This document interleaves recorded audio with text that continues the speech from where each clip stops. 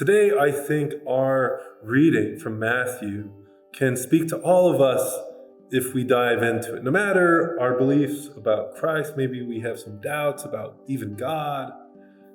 I think when we really look at the words, the invitation to accept Christ's burden as our own, to learn from Christ, to find rest, I think we all can find rest in that, can find growth, something to learn from in it.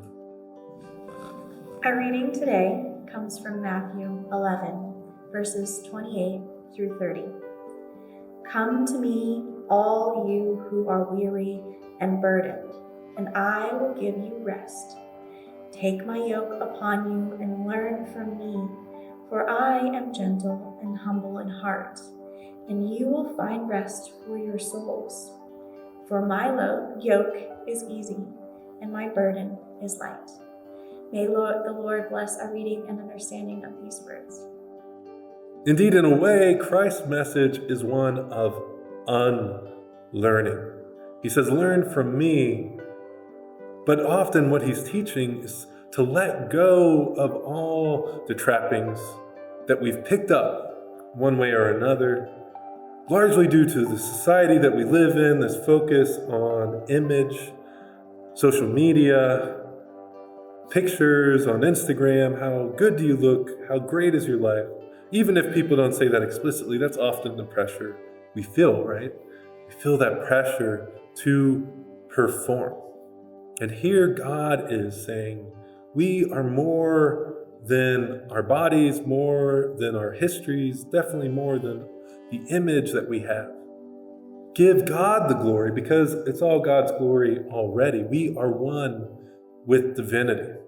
We are one with Christ, and we should learn from that divinity.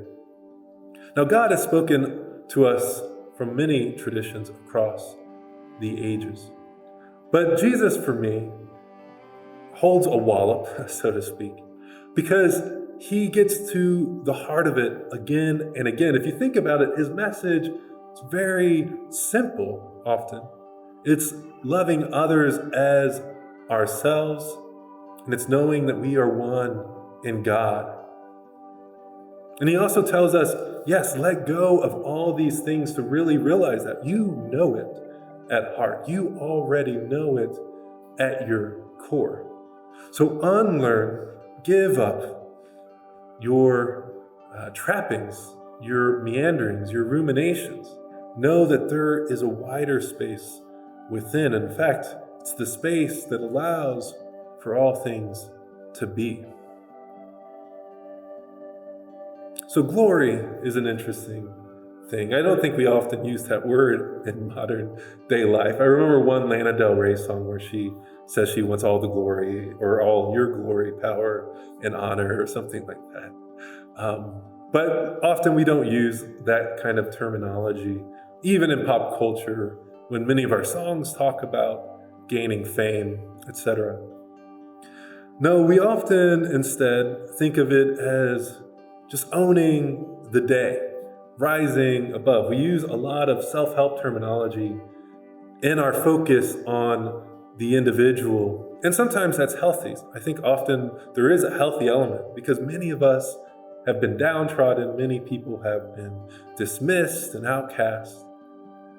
But I think we can take it too far. And if we don't carry this core message found in Christ's message, found in Buddhism, found at the heart of many other traditions, even Hinduism, that we are one, that there's one God, that we are one in that divinity and with each other, then I think we can go too far. We don't know where the limits are.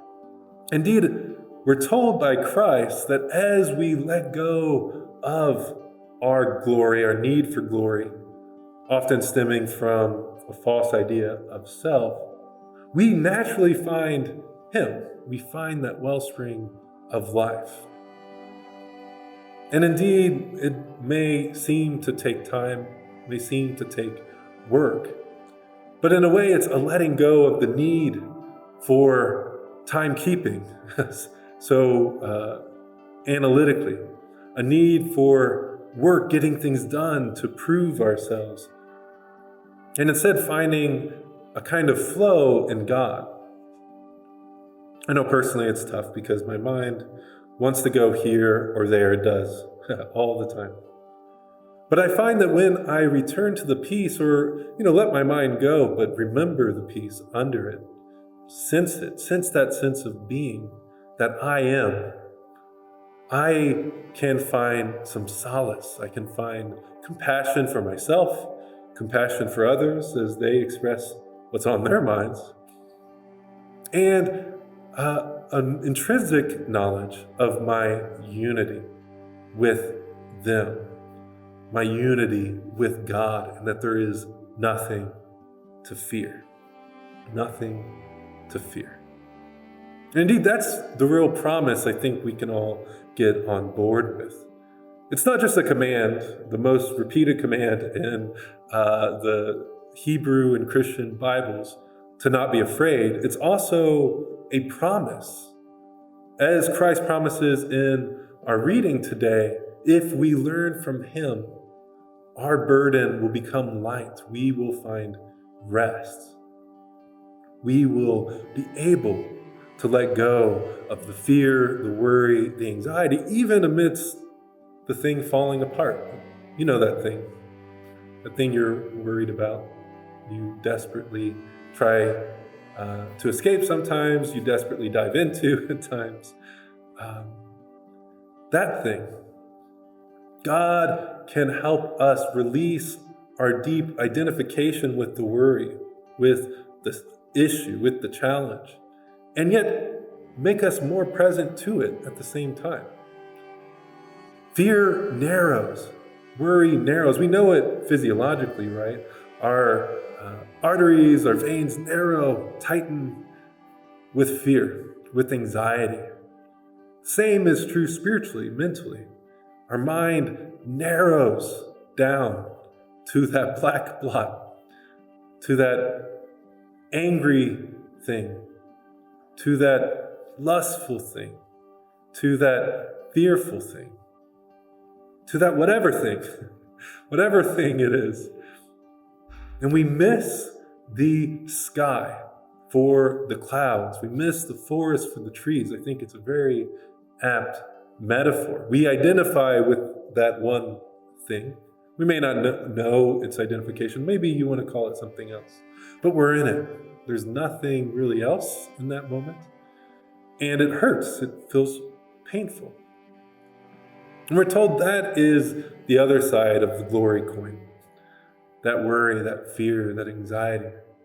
It's the other side of the yearning for status, for all those things that our false self yearns for, needs, because it wants to tell itself, it wants to trick our greater awareness into believing that that is real, that is true, that all that pain, all that sorrow, that need to dominate, that selfishness in its many guises is true. And yet, when we really think about it, we know it's not. All those thoughts are passing, form is passing, even indeed reputation. We know history is passing, even if we tell ourselves about it all the time. All transient, all dust in the wind, as they say. And so taking that breath to remember ourselves in the breath of awareness, in the light of love within, the light of consciousness, of wisdom within, can help us find rest, find the Prince of Peace within and around us, coming to know exactly what Jesus promised, that we have unity in the Father, unity in Him, unity with each other. I misquoted a very famous quote today. Hope you forgive me. It's my attempt at a weird joke. Saying that Homer Simpson said, the only thing we have to fear is fear itself. self. And yes, that's U.S. President Franklin D. Roosevelt, a very lingering presence in the White House, but a very great president in many ways. And I just had to take some umbrage with that statement because when we fear fear, often our gurus, they can tell us, well, okay, don't fear anymore and just move on. And then we come to fear fear or react strongly, fight it, etc. But when we fear fear, we're adding turmoil to turmoil. We indeed need to just accept that our minds are how they are right now and stop cruising with them quite as much. Come to know that peace. Come to learn from Christ as he asks us to do in our reading today. To take on his yoke, to gain his yoke, which he says is light. Not just light in a spiritual sense, if you're into that, and not just light as in light. I know this is just the English, but I think the coincidence is apt. That Christ is saying his burden shines, and it's also not very heavy, not very heavy. And that burden, that light within, is no burden at all. And so today, let's give the glory where it's due to God, knowing that God shares all with each of us to the extent we can receive it, that God is the source of all our gifts, consciousness, love, that thing that gets you up in the morning,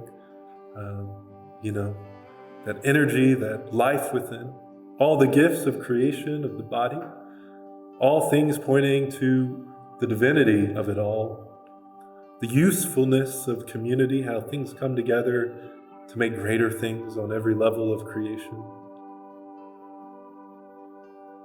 And finding that peace, that light within, that knowledge of unity and connection, we can truly say that the Lord is our master, whatever we call him or her, and that we are one with our neighbors, whatever our differences. Now let's take a moment, allowing ourselves the space, the breadth of awareness, noticing the spaciousness.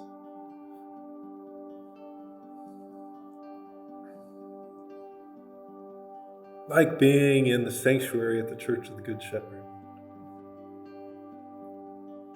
Awareness itself has much space, spaciousness for all good things, for all life, even the dark things, of course.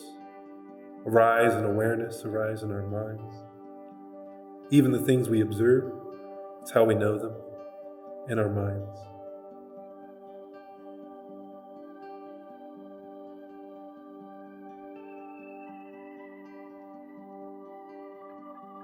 Noting the breadth, the infinity of that awareness that allows for all things to manifest.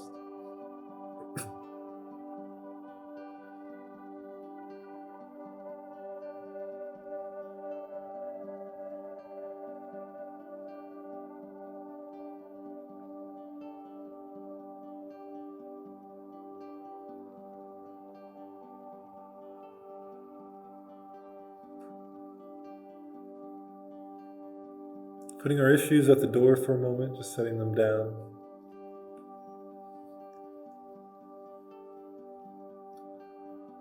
The thing we're maybe yearning for, that future thing, just putting it over there as well.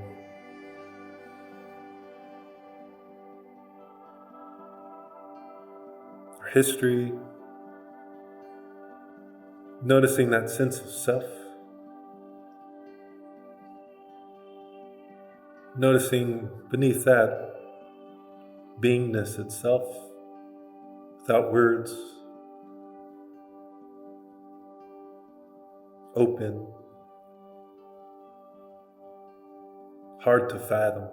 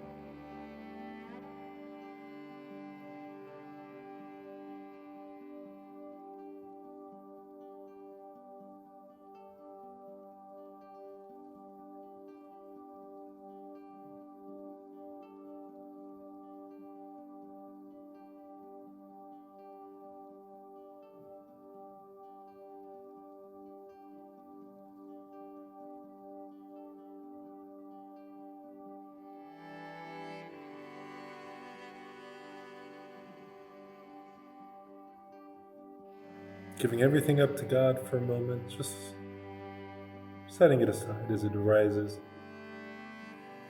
As we give ourselves up to God within, more deeply within,